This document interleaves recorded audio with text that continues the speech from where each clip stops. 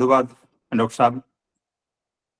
पूरी दुनिया को सत्य, अहिंसा, करुणा और मैत्री का संदेश देने वाले महाकारुणिक बुद्ध को सादर नमन। हम सबको धम्म का मार्ग बताने वाले परम पूज्य बाबा साहब डॉक्टर अम्बेडकर को सादर नमन।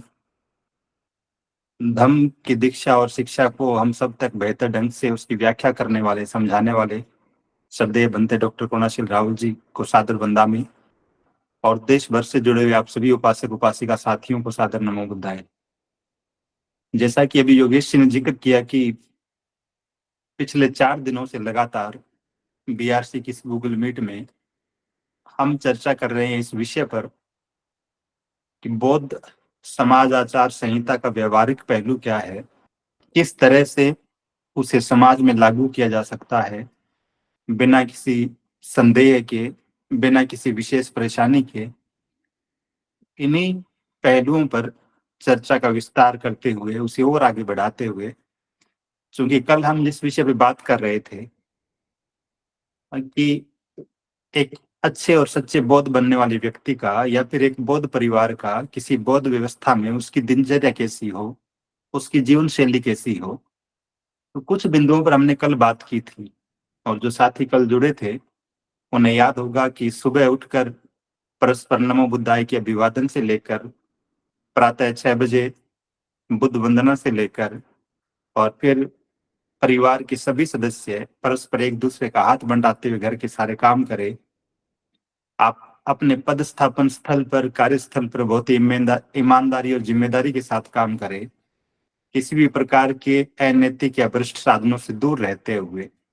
तो ऐसे कुछ बिंदुओं पर कल हमने बात की थी। उसी कड़ी में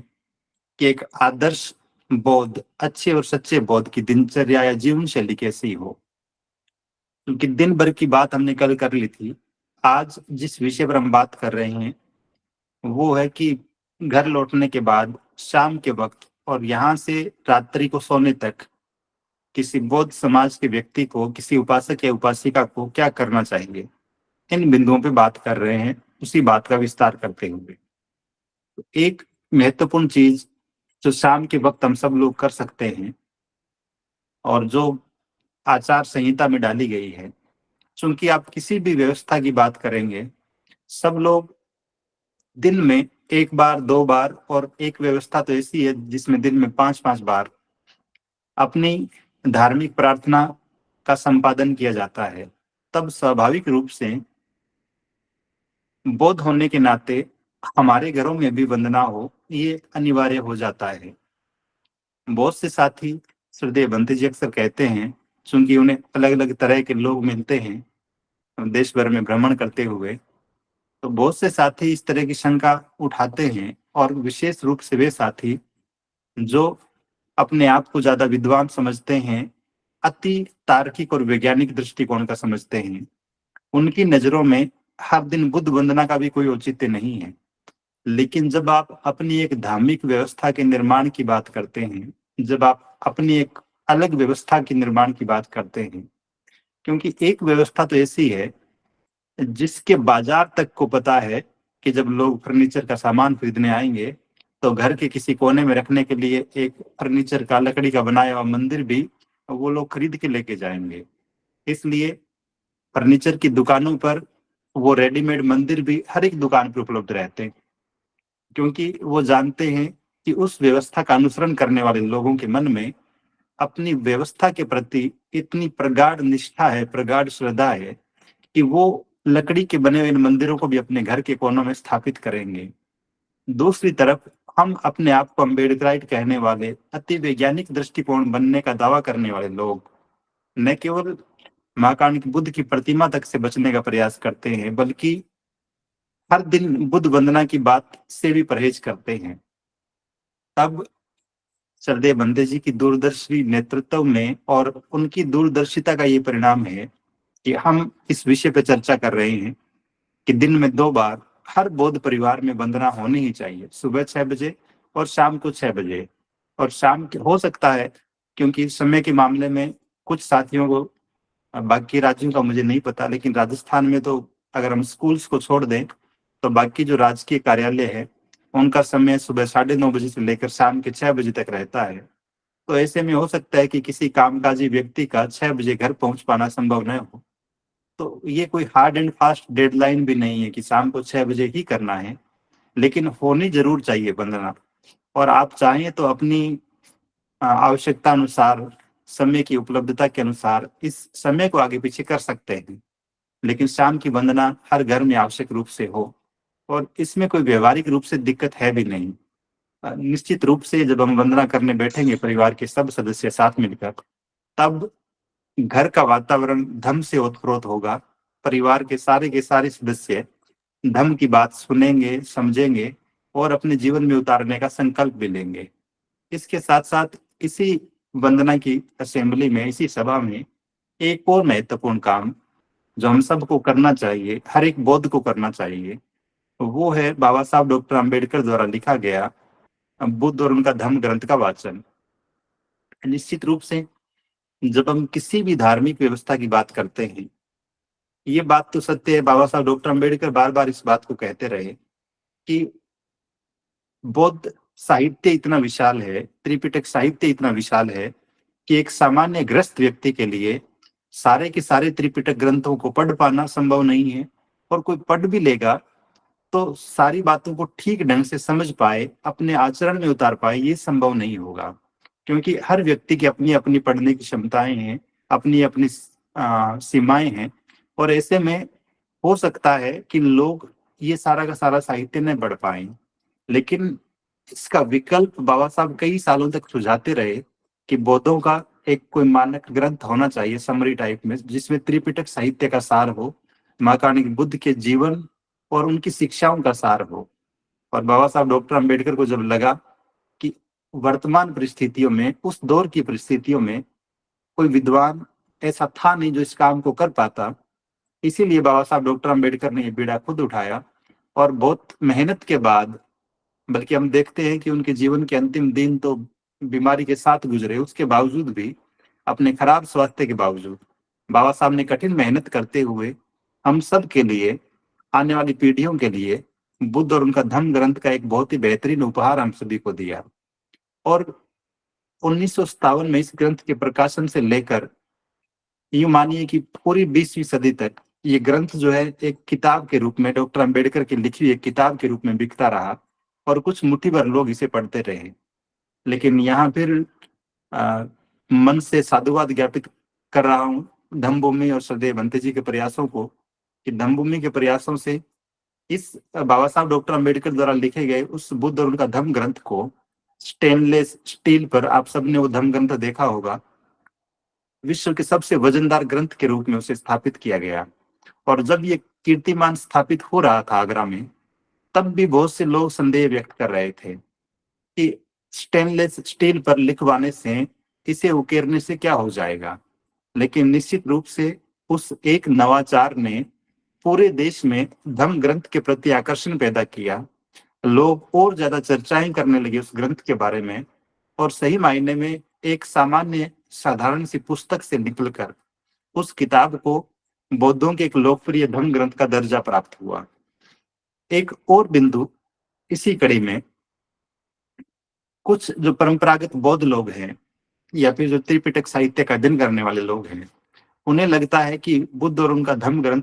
बहुत ही संक्षेप में है, और बाबा साहब डॉक्टर अम्बेडकर के लिखे हुए एक ग्रंथ के आधार पे आप महाकारुणिक की बुद्ध की शिक्षाओं को, धम्म को नहीं जान सकते। लेकिन जो लोग ठीक ढंग से पढ़ रहे हैं उस ग्रंथ को, वो इस बात को बेहतर ढंग से समझ पाएंगे कि बाबा साहब डॉक्टर अम्बेडकर ने बुद्ध और उनका धम्म ग्रंथ में भी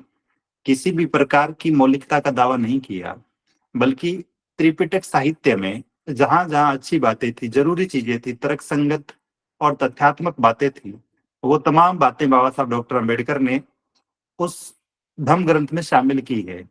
तो सार रूप में ये कहा जा सकता है कि भले ही ये एक ग्रंथ है बुद्ध और उनका धम्म, लेकिन इसमें आपको सुत्त पिटक भी दिखेगा, इसमें विनय पिटक भी दिखेगा, इसमें अभिधम्म पिटक भी दिखेगा, इसमें धम्मपद की बहुत सारी गाथाएं आपको मिलेगी, जातक कथाएं के कुछ प्रसंग भी मिलेंगे। तो तमाम तरह का जो त्रिपिटक साहित्य था बिखरा हुआ, उसमें सर्वाधिक महत्वपूर्ण सूत्रों को समेट कर बाबा साहब डॉक्टर अम्बेडकर ने हमारे सामने रखा है। और जिस व्यवस्था के पास अपना धर्म ग्रंथ नहीं होता, अपना धार्मिक ग्रंथ नहीं होता है, आप देखेंगे कि हिंदू धर्म की यदि हम बात करें, तो कितने हिंदू हमें नजर आते हैं जो चारों के चारों वेद पढ़ लेते हैं, 18 के 18 पुराण पढ़ लेते हैं, सारे के सारे उपनिषद पढ़ लेते हैं, स्मृतियां पढ़ लेते हैं। ऐसे लोग तो बहुत ही कम, न के बराबर मिलेंगे। किसी ने काम ही यही बना रखा हो, कोई सन्यासी हो गया हो गृह त्याग करके, तब बात अलग है कि उसने सारे के सारे इन धर्म ग्रंथों का अध्ययन कर लिया हो, इन शास्त्रों का अध्ययन कर लिया हो। लेकिन एक सामान्य हिंदू से ये अपेक्षा नहीं की जा सकती कि उसने सारे के सारे धर्म शास्त्रों का अध्ययन कर लिया होगा। ठीक इसी तरह से बौद्ध लोगों के, चूंकि अपनी एक दिनचर्या है, अपनी व्यस्तताएं हैं, और हर एक व्यक्ति की पढ़ने की अपनी सीमाएं हैं। ऐसे में किसी एक ग्रंथ को यदि हम बहुत ही लोकप्रिय ढंग से और बहुत ही आदर्श मानकर उसका नियमित रूप से पठन पाठन शुरू कर लें, तब निश्चित रूप से, और बहुत बार मैं कहता भी हूँ इस बात को, जब बच्चे मुझसे पूछते हैं कि सर आपकी फेवरेट बुक कौन सी है, यहाँ तक कि प्रतियोगी परीक्षाओं की तैयारी करने वाले बच्चे भी जब पूछते हैं कि कई बार स्ट्रेस फील होता है, मन घबराता है कि कामयाब होऊंगा कि नहीं हूं, कोई अच्छी सी किताब बताइए, तो मैं उन्हें बुद्ध और उनका धम्म सजेस्ट करता हूं कि इस किताब को, इस ग्रंथ को पढ़िए आप। और सही मायने में यदि आपको, हम बहुत छोटे लेवल से शुरू करें कि हमारा उद्देश्य क्या हो, किस तरह से निर्धारित करें। बाबा साहब डॉक्टर अम्बेडकर जो बात कहते हैं कि छोटा लक्ष्य अपराध होता है, तो वही बात कि सिद्धार्थ के जीवन को हम देखें कि सिद्धार्थ के जीवन का उद्देश्य क्या, लक्ष्य क्या है। और फिर जब वो राजकुमार सिद्धार्थ से महाकारुणिक बुद्ध बन जाते हैं, सम्यक संबुद्ध बन जाते हैं, तब उनके जीवन का उद्देश्य क्या है। फिर अपने संगठन की स्थापना करने के मामले में किस तरह से काम करना चाहिए, आप इस बात को देखेंगे। अपने व्यक्तिगत प्रयासों से, संघर्षों से किस तरह से तय किए गए लक्ष्य को प्राप्त किया जाए, ये बात भी बेहतर ढंग से ये ग्रंथ हमें समझाता है। महाकारुणिक बुद्ध का जीवन इस बात की प्रेरणा देता है। भिक्षु संघ, भिक्षुणी संघ, वो जो पूरा का पूरा संगठन है, महाकारुणिक बुद्ध ने जो बात कही, मुझे पूरी दुनिया पे धम्म का साम्राज्य स्थापित करना है, तो अपने धम्म के साम्राज्य को स्थापित करने के लिए उन्होंने जो टीम तैयार की, और उनका जो नेतृत्व है, उनकी जो लीडरशिप है, वो अपने आप में अद्भुत है। और आप उनको देखकर आज के दौर के सारे लोग जो किसी भी फील्ड में काम कर रहे हैं, निश्चित रूप से प्रोत्साहित होंगे। महाकारुणिक बुद्ध की देशनाएं जब आप सुनते हैं, पढ़ते हैं कि किस तरह से लोगों को मोटिवेट करते हैं बहुत असंभव से लगने वाले कामों को करने के लिए, तब भी, और कई बार ऐसा जब जीवन में बाधाएं आती है, जीवन में कष्ट आते हैं, वो जय मंगल गाथा हम सब लोग सुनते हैं, तो ये तमाम चीजें, चाहे संघर्ष की बात हो, व्यक्तिगत उपलब्धियों की बात हो, संगठन निर्माण की बात हो, नेतृत्व क्षमता की बात हो, या फिर विनय पिटक को आप देखें, तो पर्सनैलिटी डेवलपमेंट की बात हो कि एक व्यक्ति का आचरण कैसा होना चाहिए, तो ये तमाम चीजें इस एक धम्म ग्रंथ में, बाबा साहब डॉक्टर अम्बेडकर द्वारा लिखे गए बुद्ध और उनका धम्म ग्रंथ में हमें पढ़ने को मिलती है। इसलिए मैं तो अपने आप को धन्य समझता हूँ कि सरदेव बंते जी के मार्गदर्शन में ऐसा अनुपम ग्रंथ न केवल हमें मिला है, बल्कि पूरे देश में इस धम्म ग्रंथ की चर्चा हुई है। और 18 मार्च 2016 का जो धम्म भूमि द्वारा आयोजित आगरा में जो धम्म कारवां हुआ, बाबा साहब डॉक्टर अम्बेडकर की 125वीं जयंती के उपलक्ष्य में, तब 1,25,000 प्रतियां इस धम्म ग्रंथ की छापी गई। और आप सबने देखा हो, 20-20 रुपए में 400 पेज की किताब जो है, वो आम लोगों को उपलब्ध करवाई गई। जन सहयोग से किताब को प्रकाशित किया गया और जन जन तक पहुंचाने का प्रयास किया गया। तो ये सारे के सारे प्रयास इस बात के लिए थे, क्योंकि जिस बात को मैं बहुत दिनों बाद समझ पाया, सरदेव बंते जी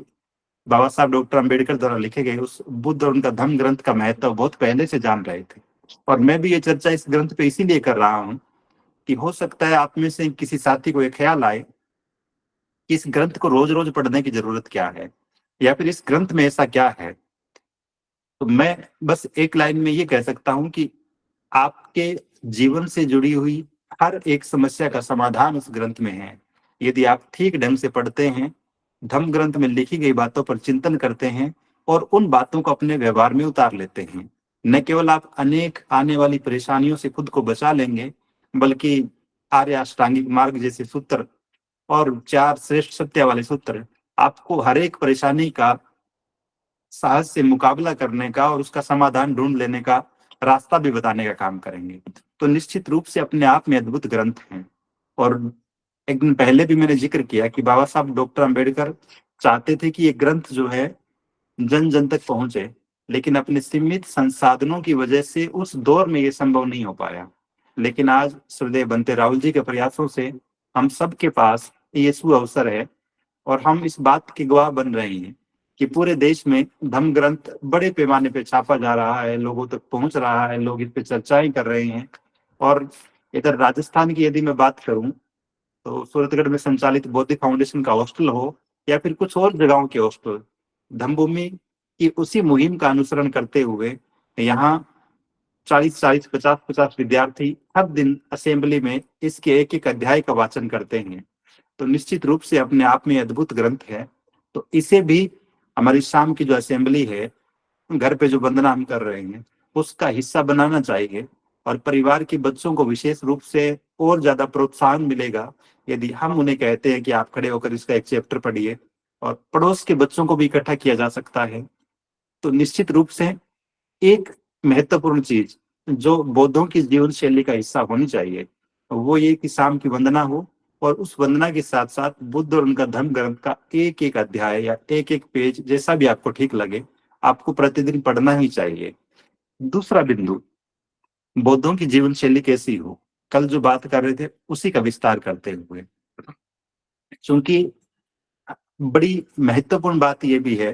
कि हमारी तमाम जानकारियों के जो सोर्स हैं, जो स्रोत हैं, वो निश्चित रूप से दो तीन चीजों से निकल के आते हैं। एक, हमारे परिवार का वातावरण, हम घर में जो सुन रहे हैं, पढ़ रहे हैं, अपने बड़े बुजुर्गों को, उनके अनुभवों को देखकर, खुद के अनुभवों को देखकर। दूसरा, आप यदि साहित्य का अध्ययन करते हैं तो किताबों को पढ़कर आपको बहुत सी जानकारियां मिलती है। और तीसरा जो स्रोत है वो बड़ा खतरनाक भी है, वो है हमारा टेलीविजन या फिर हमारा मोबाइल। हम टीवी पे जो कुछ देख रहे हैं, जो कुछ सुन रहे हैं, चाहे वो खबरें हो, किसी भी तरह के सीरियल्स हो, शो हो, मूवीज हो, या फिर आप मोबाइल में जो चीजें देख रहे हैं, ये तमाम चीजें आपकी धारणाएं बनाती है, आपकी सोचने की क्षमता को प्रभावित करती है। तब सम्यक दृष्टि, जो अष्टांगिक मार्ग में पहला और सबसे महत्वपूर्ण अंग है महाकारुणिक बुद्ध के सिद्धांतों में, उसका बड़ा महत्व हो जाता है कि हर एक बौद्ध व्यक्ति, चाहे वो महिला हो कि पुरुष हो, अपने जीवन में, अपनी जीवन शैली में सम्यक दृष्टि को अपनी जीवन शैली का अभिन्न अंग बनाए।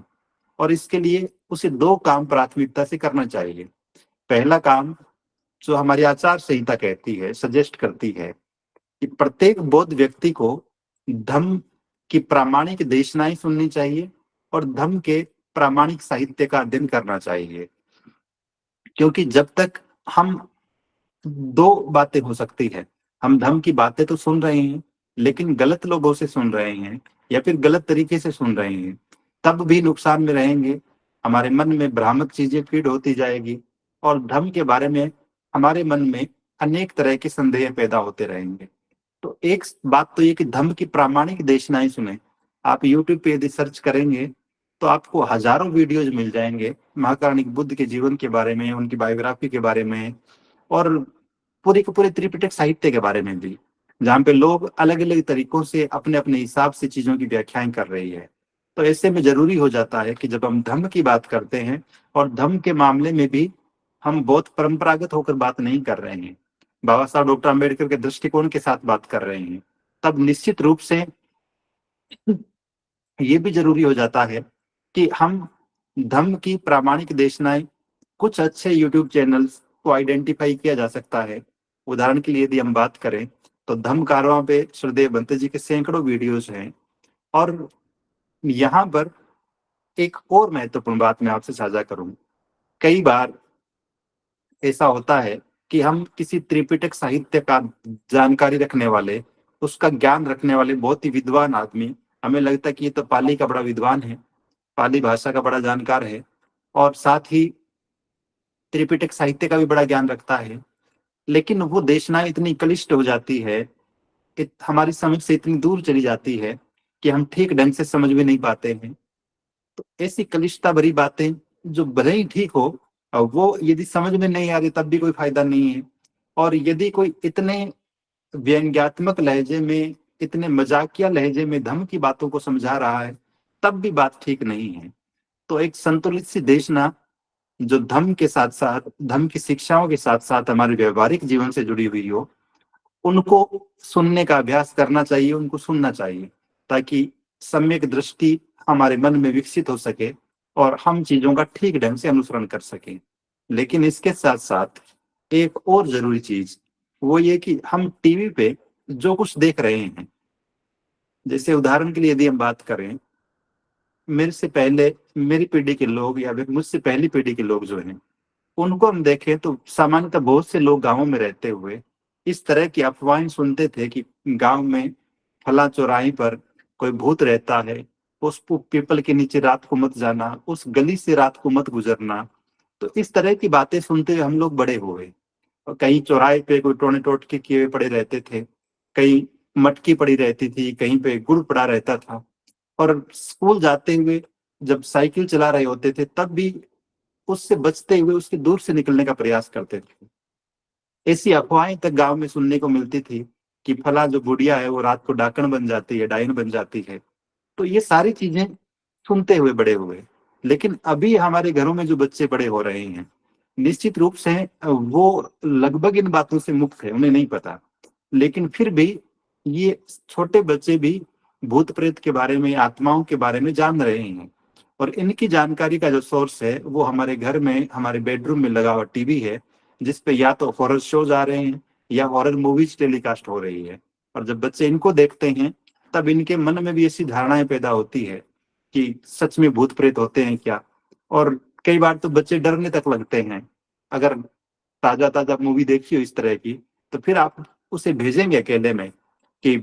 दूसरे कमरे में जाकर कुछ सामान लेकर आओ, तो बच्चे डरने भी लगते हैं। तो उन तमाम चीजों को जो हमारे मन में संदेह पैदा करती है, अंधविश्वास पैदा करती है, उन चीजों के बारे में एहसास करवाती है जिनका सच में अस्तित्व होता ही नहीं है, कुल मिलाकर सम्यक दृष्टि के विपरीत काम करवाती है हमसे, तब हमें ऐसी चीजों से बचना ही चाहिए। क्योंकि ये सारी की सारी चीजें धर्म के प्रतिकूल साबित होगी। ठीक इसी तरह से हम यदि भ्रामक खबरें सुन रहे हैं टीवी पे, फेक न्यूज सुन रहे हैं, तब भी अपने मन में गलत धारणाएं पाल लेंगे और फिर कहीं ना कहीं हम किसी अनहोनी के शिकार होंगे। और आजकल टीवी पे जिस तरह की चीजें टेलीकास्ट हो रही है न्यूज के नाम पर,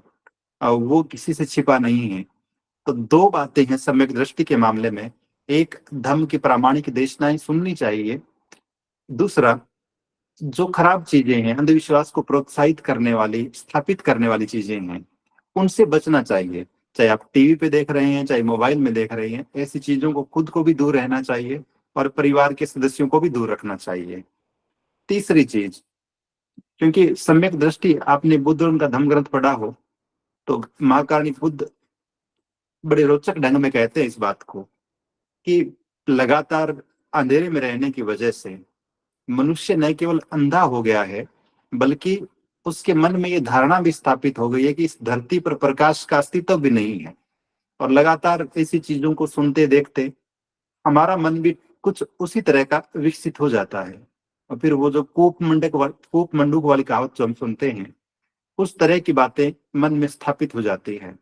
और आप देखेंगे कि ऐसे बहुत से लोग मिलेंगे, एक बौद्ध परिवार का छोटा सा बच्चा, 8-10 साल का बच्चा, और किसी दूसरी व्यवस्था का 60-70 साल की आयु का बहुत समझदार व्यक्ति भी,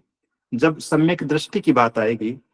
तो आप इस बात को अच्छे से महसूस करेंगे कि बौद्ध परिवार का 8-10 साल का बच्चा भी उस 70 साल के बच्चे से बहुत आगे खड़ा हुआ होता है मानसिक दृष्टि के विकास के मामले में। तो हमें अपने परिवार में एक बौद्ध, अच्छा और सच्चा बौद्ध होने के नाते, परिवार के सभी सदस्यों में सम्यक दृष्टि का विकास करना ही चाहिए। ऐसी जिम्मेदारी हम सभी बौद्धों की है। अगली जो चीज है, इसी आचार संहिता के बिंदुओं की यदि हम बात करें, वो है कि प्रत्येक रविवार के दिन यदि हमारे आसपास कहीं विहार बना हुआ है तो हमें निश्चित रूप से विहार में जाना चाहिए। क्योंकि विहार न केवल धर्म प्रचार के केंद्र है, हमारे भिक्षुओं और भिक्षुणियों के निवास के केंद्र है, बल्कि सही मायने में वो हमारी आने वाली पीढ़ियों को दिशा देने का काम करने वाले हैं। और जिस किसी भी परिवेश में जहाँ बौद्ध परिवार रहते हैं, आप किसी भी जगह पे रहते हैं, हमें ये प्रयास करना चाहिए कि हमारे आसपास बहुत बड़ा नहीं तो कम से कम एक छोटा ही लेकिन विहार जरूर हो। क्योंकि आज हम, हो सकता है कि अपने आस पड़ोस में जिन भिक्षुओं को देख रहे हैं, जिन भिक्षुणियों को देख रहे हैं, बहुत बार समस्या ये भी रहती है कि स्थायी रूप से उनके रहने के लिए, यद्यपि एक भिक्षु या भिक्षुणी को किसी एक जगह पर रुककर रहना भी नहीं चाहिए, उसे निरंतर गति करते रहना चाहिए, लेकिन फिर भी यदि वो हमारे शहर या गांव में 4 दिन के लिए, 7 दिन के लिए भी आते हैं, तब यदि उनके रहने के लिए विहार बना हुआ है, तब निश्चित रूप से वो ठीक ढंग से और बहुत ही उत्साह के साथ, समर्पण के साथ काम कर पाते हैं, धर्म की चर्चाएं कर पाते हैं। लेकिन चूंकि हम जिन घरों में रहते हैं, वहां सामान्यतः माहौल, हो सकता है कि हम 2-4 सदस्यों में, परिवार के सदस्यों में धर्म के प्रति प्रगाढ़ निष्ठा हो, भिक्षुओं के प्रति सम्मान की भावना हो, लेकिन बहुत बार परिवार के सारे सदस्य एक जैसी मानसिकता के नहीं होते। दूसरा, यदि परिवार के सारे सदस्य धर्म के अनुकूल व्यवहार करने वाले हैं, भिक्षु और भिक्षुणियों का सम्मान करने वाले हैं, तब भी चूंकि घर में रहते हुए घर के बाहर एक कमरे में बैठकर भिक्षु जिस तरह की देशना देगा, आए हुए लोगों से मिलेंगे वो, उसके बजाय यदि वो एक स्वतंत्र जगह पर बैठे होंगे, तब निश्चित रूप से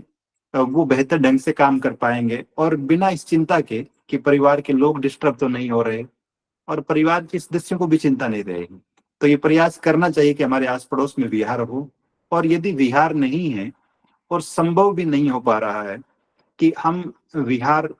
बना नहीं पाएंगे अपने एरिया में, तब इसका एक विकल्प भी श्रद्धेय बनते राहुल जी ने पिछले कई सालों से हम सभी को दिया हुआ है, और इसके भी बड़े जबरदस्त प्रभाव मैंने देखे हैं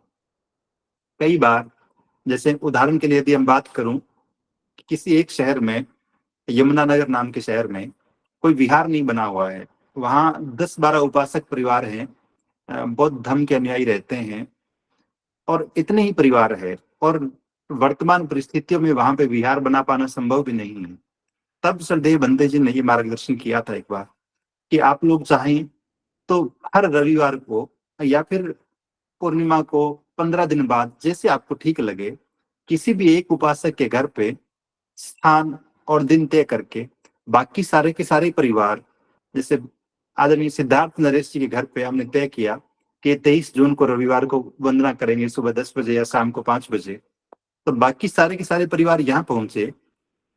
यहाँ वंदना हुई, बुद्ध और उनका धम्म ग्रंथ का पठन पाठन हुआ, और यदि कोई धर्म का जानकार व्यक्ति था तो उसने कुछ बिंदुओं पर मार्गदर्शन भी कर दिया। इसके बाद में अगर परिवार के लोग चाहें तो सबको खीर खिलाई जा सकती है। अगले दिन या अगले संडे को या फिर अगले 15 दिन बाद, जब दोबारा आप दिन तय करें, किसी दूसरे उपासक के घर पे वंदना करी जा सकती है, सारे के सारे लोग वहां इकट्ठे हो सकते हैं, आप अंबेडकर भवन में इकट्ठे हो सकते हैं। लेकिन ये जो सामूहिक वंदना का सिलसिला है,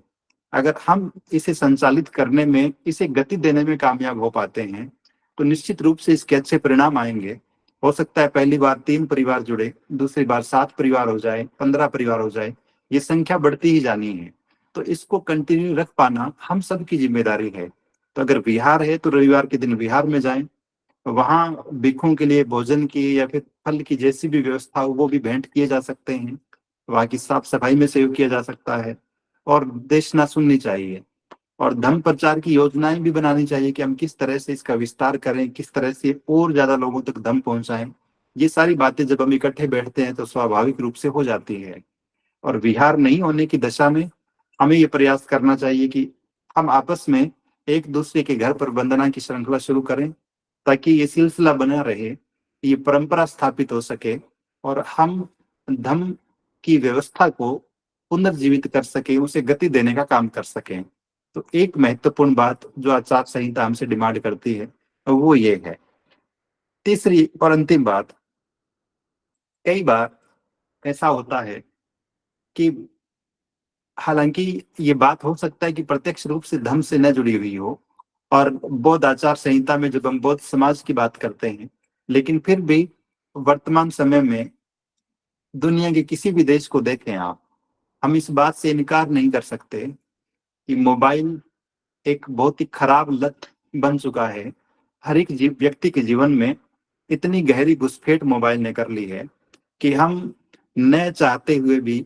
अपने जीवन के बहुमूल्य समय को, हर दिन अपने बेशकीमती समय को व्यर्थ के रील्स देखने में, व्यर्थ के कंटेंट को देखने में या फिर कुछ और काम करने में खर्च कर रहे हैं। तो ऐसे में मोबाइल का लिमिटेड यूज करना चाहिए हर एक बोध को, और एक व्यसन की तरह न प्रतीत हो, न तो हम खुद और न हमारे परिवार के बच्चे। क्योंकि यदि हमारा ध्यान इस धर्म प्रचार की मुहिम से शिफ्ट होकर, बहुत बार हम देखते हैं जब कोई सामाजिक या धार्मिक कार्यक्रम का आयोजन होता है तो बहुत सारे साथी जो है, सैकड़ों साथी उसके स्टेटस लगा रहे हैं, फेसबुक पे उसके बारे में लिख रहे हैं कि फला जगह पे ये कार्यक्रम हो रहा है, और उन्हें लगता है कि हमने प्रचार प्रसार कर लिया है कार्यक्रम का। फिर जब कार्यक्रम हो रहा होता है तो देखते हैं कि 500 की जगह 50 लोग भी नहीं आए हैं। तो ये जो सोशल मीडिया पे प्रचार, हो सकता है दूर दराज के लोगों तक सूचनाएं संप्रेषित करने में तो ये ठीक है, लेकिन सिर्फ इसी पे भरोसा करके यदि आप बैठे हैं तो ये खराब आदत है। तो मोबाइल पे समय खराब करने की बजाय ठीक यही समय यदि हम किताबें पढ़ने पे खर्च कर रहे हैं, धर्म प्रचार के दूसरे काम खर्च कर रहे हैं, और मैं तो कहूंगा कि यदि ये संभव न हो कि हम घर से बाहर निकलकर धर्म प्रचार का काम करें, तब भी मोबाइल पे वीडियोज देखने की बजाय, फालतू का टाइम वेस्ट करने की बजाय, आप अपनी कॉन्टेक्ट लिस्ट में से, जैसे उदाहरण के लिए यदि हम बात करें, आज मैं देख रहा हूँ कि मुझे 5 लोगों को फोन करना चाहिए और 2-2 4-4 मिनट बात कर लूँ सबसे, किसी धर्म के आयोजन के बारे में, या फिर फीडबैक ही ले लूँ कि जयपुर का कार्यक्रम आपको कैसा लगा, या फिर बीआरसी की गूगल मीट में जुड़ने के लिए 5 लोगों से बात कर लूँ। और मैं ए से स्टार्ट कर रहा हूँ कि ए नाम से जो नंबर मेरे मोबाइल में सेव है, इनमें से जो जो मुझे ठीक लगते हैं कि ये 5 लोग ठीक है, इनसे बात कर लेता हूँ। आप आश्चर्य करेंगे कि व्हाट्सएप पे आप किसी ग्रुप में ऐड हैं जिसमें 250 लोग जुड़े हुए हैं पिछले 2-3 साल से, और आप या आपके साथी हर दिन उस ग्रुप में मैसेज कर रहे हैं, उसके बाद भी आप उस ग्रुप के 10-15 लोगों को मुश्किल से जानते हैं। तो क्या ये ठीक विकल्प नहीं था कि उस उन 250 लोगों में से हर दिन हम 5-5 लोगों से ही बात कर रहे होते, तो ग्रुप के 250 लोगों से हमारा परिचय हो जाता, और हम उनसे भी धर्म प्रचार की चर्चाएं, हमारे धर्म के कार्यक्रमों के बारे में, बीआरसी के गूगल मीट के बारे में बात कर पाते। तो निश्चित रूप से हमें थोड़ा सा तरीका चेंज करने की जरूरत है। मोबाइल का उपयोग जिस तरह से हम कर रहे हैं उसका तरीका चेंज करने की जरूरत है, और निश्चित रूप से अगर संभव हो तो समय भी निर्धारित कर लेना चाहिए, ताकि उस अनावश्यक समय की बर्बादी को रोका जा सके और उस समय का सदुपयोग किसी और उपयोगी काम में किया जा सके। अंतिम जो बात है वो है कि परिवार के सभी सदस्य सोने से पहले आपस में धम्मरात्रि बोलें। हालांकि ये भी फाइनल नहीं था, आचार संहिता के ड्राफ्ट में लिखा हुआ था, इस पे भी सुझाव आए होंगे, उन पे चर्चा की जाएगी। तो ये दिनचर्या एक बौद्ध व्यक्ति की, कल हमने बात की थी सुबह उठने से लेकर और काम करने तक, और आज हमने बात करी है कि शाम से लेकर और देर रात्रि सोने तक किसी व्यक्ति की दिनचर्या क्या हो, और उसमें संडे के दिन को हमने विहार में जाने के लिए भी रिजर्व रखा है। तो ये कुछ बातें थी जो आचार संहिता के व्यवहारिक पहलुओं के बारे में है, और निश्चित रूप से इनमें भी कुछ खराब या असंगत बात नहीं है जिसका अनुसरण नहीं किया जा सके या फिर जिसे इम्प्लीमेंट करना मुश्किल लगे। ये सारी की सारी बिल्कुल व्यवहारिक सी बातें हैं, और यदि हम इनका अनुसरण करते हैं तो निश्चित रूप से हम अपनी एक अलग सामाजिक और धार्मिक व्यवस्था स्थापित करने में, हम अपना एक बौद्ध समाज बनाने में निश्चित रूप से कामयाब होंगे। ऐसी कामना, ऐसी उम्मीद मुझे है। और देश भर में जिस तरह से इस आचार संहिता के आने के बाद उत्साह का माहौल बना है, लोग बहुत ही उम्मीद के साथ इस ड्राफ्ट को देख रहे हैं। बहुत से साथियों ने उस कार्यक्रम में सुना, और बहुत से लोगों ने ये निवेदन भी किया कि इसकी पीडीएफ हमें उपलब्ध करवा दी जाए, जबकि अभी वो फाइनल नहीं है, रफ ड्राफ्ट ही था। तब भी लोग अभी से उत्सुक है कि हम इसे पढ़ें, अपने जीवन में उतारें, अपने व्यवहार में उतारें। और ये सारी की सारी बातें जब धर्म के अनुकूल है, बौद्धों की अपनी व्यवस्था के अनुकूल है, हमारी एक नई वैकल्पिक व्यवस्था के निर्माण के लिए अनुकूल है, तो निश्चित रूप से हमें इनका अनुकरण करना ही चाहिए। मैं अपनी बात खत्म करूं एक बहुत ही छोटे से उदाहरण के साथ कि इन सारी चीजों की जरूरत है क्यों। एक और छोटी सी बात कह के अपनी बात खत्म करूं, और ये बात भी श्रद्धेय बंदे जी अक्सर कहते हैं, मैं उन्हीं का उदाहरण आपको सुना रहा हूं। मान लीजिए एक छोटा बच्चा है जिसे बचपन से ही ये बुरी लत लग गई है कि वो मिट्टी खाता है, और आप बहुत बार उसे डांटते हैं, लेकिन चोरी छिपे मिट्टी खाता रहता है, खाता ही रहता है। आप इस बात को जानते हैं कि इससे पेट में कीड़े पड़ सकते हैं, ये बीमार हो सकता है, लेकिन फिर भी आपके 100 बार समझाने के बाद भी वो बच्चा मिट्टी खाने की आदत को नहीं छोड़ता है। फिर एक दिन आप देखते हैं कि कोई बच्चा सामने खड़ा है, हाथ में उसने मुट्ठी में मिट्टी भर रखी है और खाने ही वाला है। आपको गुस्सा आता है, आप उसकी गाल पे थप्पड़ मारते हैं, और बच्चा रोते रोते उस मिट्टी को और जोर से पकड़ लेता है, उसकी मुट्ठी भींच जाती है। एक तरीका तो ये था। दूसरा, ये ठीक पुरानी व्यवस्था से चिपके रहने की बात है। दूसरा विकल्प ये था कि आप उसे चॉकलेट दिखाते हुए कहते हैं कि ये मीठी होती है, ये ज्यादा अच्छी चीज है मिट्टी के मुकाबले। और एक बार बच्चा जब उस टॉफी या चॉकलेट को खा लेता है, तब वो अगली बार स्वतः ही टॉफी या चॉकलेट की डिमांड करता है। फिर उसके ध्यान में वो मिट्टी नहीं रहती है, न उसकी इच्छा होती है मिट्टी खाने की। तो ठीक वैसे ही हम बौद्ध समाज के सारे लोगों को, जो उस पुरानी व्यवस्था को छोड़कर कुछ नया करना चाहते हैं, एक विकल्प चाहते हैं कि चलो मान लिया हमने छोड़ दिया उस व्यवस्था को, अब हम क्या करें, हमारे पर्व क्या हो, हमारी परंपराएं क्या हो, हमारे प्रतीक क्या हो, हमारी दिनचर्या क्या हो, हमारा पहनावा क्या हो। जो लोग इस तरह की शंकाओं से घिरे रहते हैं, उनके लिए निश्चित रूप से आचार संहिता एक गाइडलाइन है कि आपको उस व्यवस्था को छोड़ देना है और उसके बाद करना क्या है। तो आपके करने के लिए है 22 प्रतिज्ञाएं भी निश्चित रूप से इस बात का आभास तो दिलाती है कि हमें बौद्ध बनने के बाद क्या करना है। लेकिन फिर भी चूंकि सिंगल सिंगल सेंटेंस लिखे हुए हैं और कमोबेश सारे के सारे बिंदुओं को कवर नहीं करती, तो एक ठीक ढंग से मार्गदर्शन नहीं हो पाता व्यक्ति का कि वो बौद्ध बनने के बाद क्या करे, किन किन कामों को करे, हर एक काम को कैसे करे। तो ऐसे में ये आचार संहिता निश्चित रूप से हम सभी के लिए, देश के सारे बौद्धों के लिए जो इस वक्त है, बल्कि आने वाली पीढ़ियों के लिए भी निश्चित रूप से एक मानक रेखा का काम करेगी, एक आचार संहिता, एक गाइडलाइन का काम करेगी, और निश्चित रूप से पूरे समाज को दिशा देने का काम करेगी, पूरे समाज की दशा बदलने का काम करेगी। ऐसी उम्मीद मैं करता हूँ। और इस पूरे के पूरे विजनरी दृष्टिकोण के लिए, इस दूरदर्शी मुहिम के लिए, इस नवाचार के लिए श्रद्धेय बनते राहुल जी को जितना साधुवाद दिया जाए कम है। तो एक बार पुनः उन्हें सादर नमन करता हूँ, वंदामी कहता हूँ। और साथ ही इसी बहाने, चूंकि आज 22 जून है और 22 जून बदंत आनंद कोसलायन जी का परिनिर्वाण दिवस है, तो उन्हें भी धम्मभूमि के पूरे परिवार की तरफ से, धम्मभूमि की पूरी टीम की तरफ से नमन करते हैं। धम्म के साहित्य को, त्रिपिटक साहित्य के अनुवाद और पाली भाषा के व्याकरण को तैयार करने में उन्होंने आधुनिक समय में बड़ा अतुल्य योगदान दिया। बाबा साहब डॉक्टर अम्बेडकर के समकालीन रहते हुए, और बाबा साहब डॉक्टर अम्बेडकर से तो कई बार चर्चाएं करते रहे धम्म के मामले में, क्योंकि बाबा साहब डॉक्टर अम्बेडकर भी त्रिपिटक साहित्य को लगातार पढ़ते रहे थे, और बदंत आनंद कोसलैन भी पाली भाषा के अच्छे जानकार थे, और उन्होंने अपना पूरा जीवन भिक्षु बनकर धम्म के प्रचार प्रसार में लगाया। और वो यहाँ तक कहते रहे कि जब मैं मरूं तो मेरी कब्र पे लिख दिया जाए कि बाबा साहब डॉक्टर अम्बेडकर का एक चीवरधारी सेनानी जा रहा है। तो निश्चित रूप से ऐसे महान व्यक्तित्व को भी हम सादर नमन करते हैं। आप सब ने ध्यानपूर्वक मेरी बातों को सुना, बहुत बहुत साधुवाद। नमो बुद्धाय।